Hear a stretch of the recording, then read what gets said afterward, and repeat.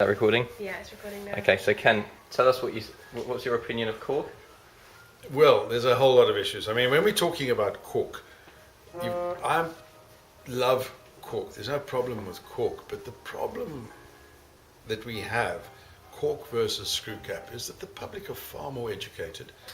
Cork, quite frankly, if cork was my wife and she didn't come home once a month, it's not going to last. I mean, it's unreliable. Cork is just ordinarily unreliable. Who would want to go out and buy wine with the chance that you're going to go home, open it up for your mates, and it's a shot bottle? It's got TCA all over it. And although the incidence is not particularly high, you know, how many cases of infidelity do you need before you chuck your partner out? It's like that. It's unreliable. It's quite simple. Figure it out. It's not the romance in the cork is ridiculous.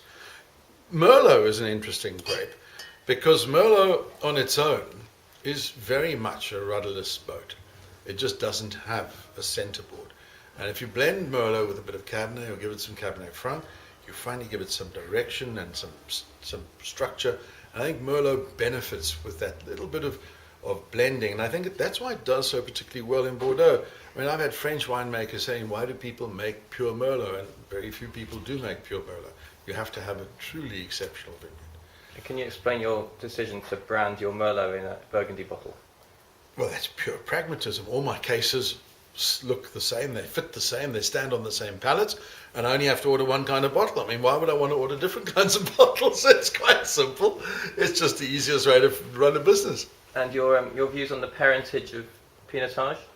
Wonderful. Pinotage, obviously, partly the DNA in Pinotage is Pinot Noir. Now, Pinot Noir is very, very interesting. I mean, if your parents were Pinot Noir, you might want to have them certified, certainly. If one of them was Pinot Noir, you'd be looking. I mean, Pinot Noir is intensely difficult in the vineyard, insanely. And they say it's God's way.